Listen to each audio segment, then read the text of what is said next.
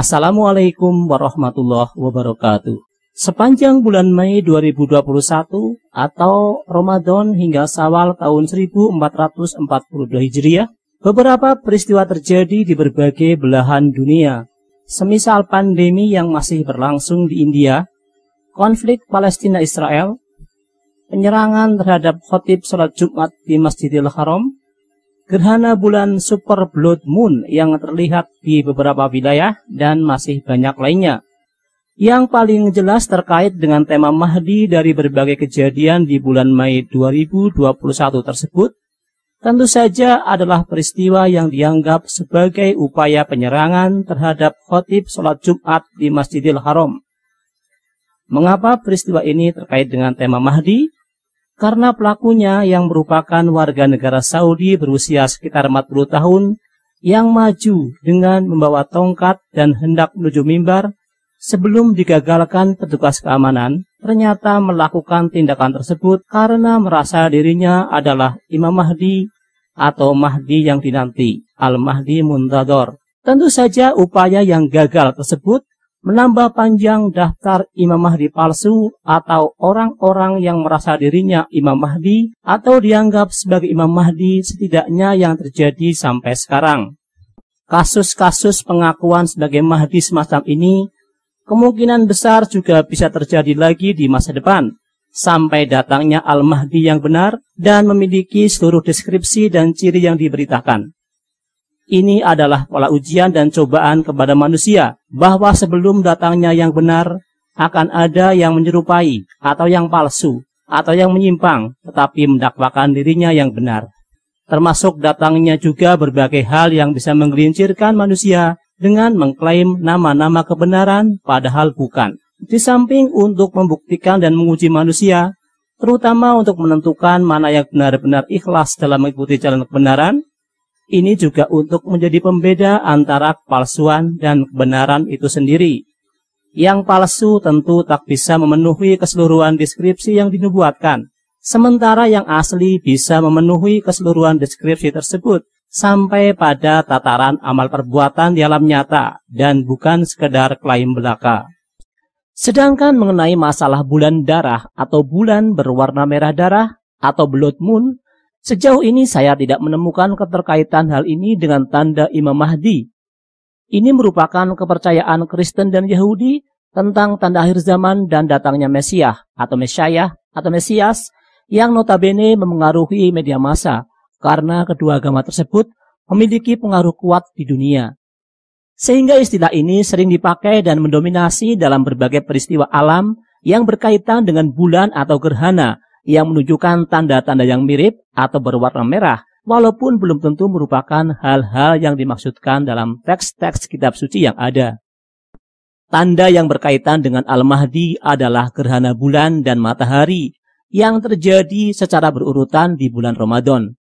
Ini sudah terjadi pada tahun 1981 di Jazirah Arab dan tahun 1982. Yang kedua peristiwa itu dikaitkan dengan kelahiran Al-Mahdi. Akan tetapi sebenarnya gerhana semacam ini terjadi pula pada tahun 2002 dan 2003. Dan ini akan terjadi lagi pada tahun 2024 dan 2025, serta 2046 dan 2047 kelak. Pada dasarnya, gerhana bulan dan matahari berurutan di 2 tahun di bulan Ramadan adalah siklus normal yang terjadi tiap 21 atau 22 tahun sekali.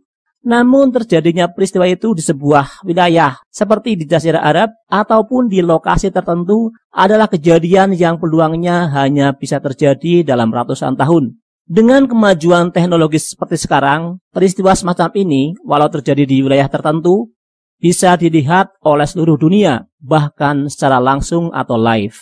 Ketika gerhana bulan dan matahari berurutan di bulan Ramadan, yang menjadi penanda Mahdi ini disebutkan sebagai peristiwa yang memiliki keunikan karena belum pernah terjadi semenjak langit dan bumi diciptakan. Barangkali gerhana bulan dan matahari di Ramadan tahun 2024 kelaklah yang akan menjadi gerhana unik tersebut. Yang membuat ini bisa unik dan berbeda adalah dengan kemajuan teknologi yang ada, gerhana berurutan di bulan Ramadan tersebut bisa disaksikan oleh seluruh umat manusia, meskipun terjadi di lokasi tertentu. Ini berbeda dengan semua gerhana bulan dan matahari di bulan Ramadan sebelumnya ketika teknologi itu belum ada, atau ada tapi baru saja dirintis.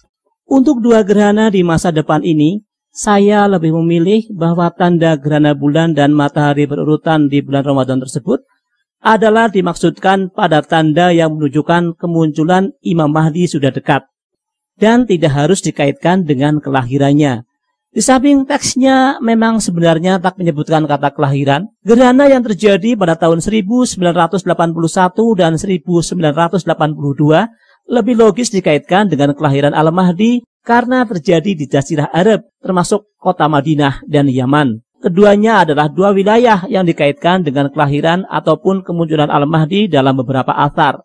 Meskipun teori yang mengkaitkan gerhana pada tahun 1981 dan 1982 sebagai tanda kelahiran Al-Mahdi itu belum tentu benar dan tidak harus persis bersamaan dengan gerhananya, tetapi saya tetap membahasnya sebagai peluang kemungkinan kedatangan Al-Mahdi. Tentu saja ini bukan bermaksud untuk memastikan, tetapi untuk bisa dibuktikan satu persatu kelak, terutama ketika sebuah tahun telah lewat dan berlalu.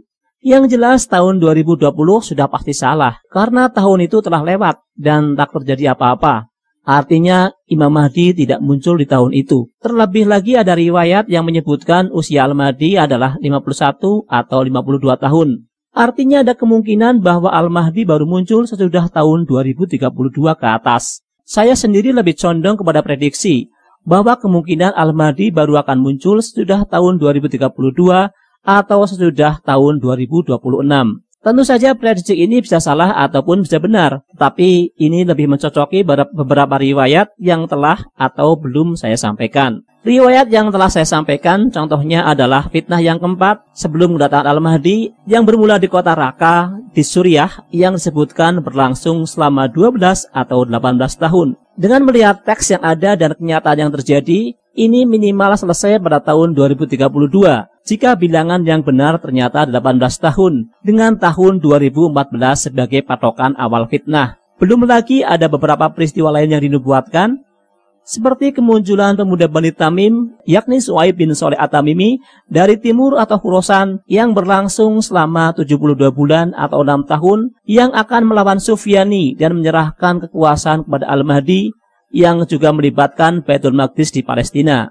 Meningkatnya kekuatan Hamas dalam masalah persenjataan sehingga mampu membombardir ribuan roket ke wilayah Israel adalah tanda-tanda yang bisa membawa konflik Palestina ke babak baru yang bisa lebih meluas dan melibatkan kekuatan lain seperti Sufyani. Sejauh ini tokoh atau nama As-Sufyani masih misterius walaupun kekuatannya mungkin bisa diperkirakan dan asalnya bisa diketahui.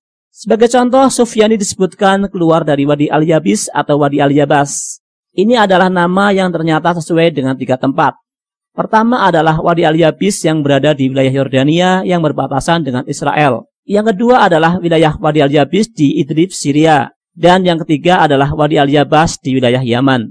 Untuk sementara boleh dikatakan Sufyani yang muncul sebelum Al-Mahdi bisa berasal dari Yordania, Suriah, ataupun Yaman. Tetapi deskripsi tentang Sufyani lainnya masih akan susah dikenali karena belum terjadi atau sudah terjadi tetapi belum dimengerti secara jelas. Yang pasti, konflik Palestina dan Baitul Maqdis akan sampai atau berakhir pada fragmen kemenangan kaum muslimin yang dipimpin Imam Mahdi dan Al-Masih Isa putra Maryam ketika menghadapi Al-Masih Dajjal dan bala tentaranya yang diantaranya adalah sebagian kelompok Yahudi yang menjadi pendukung Dajjal. Namun sebelum itu akan datang terlebih dahulu rentetan kejadian yang telah disebutkan dalam berbagai nubuat dan menjadi cobaan dan ujian terutama bagi penduduk Palestina dan kaum muslimin pada umumnya yang berkaitan dengan wilayah yang dipersengketakan tersebut.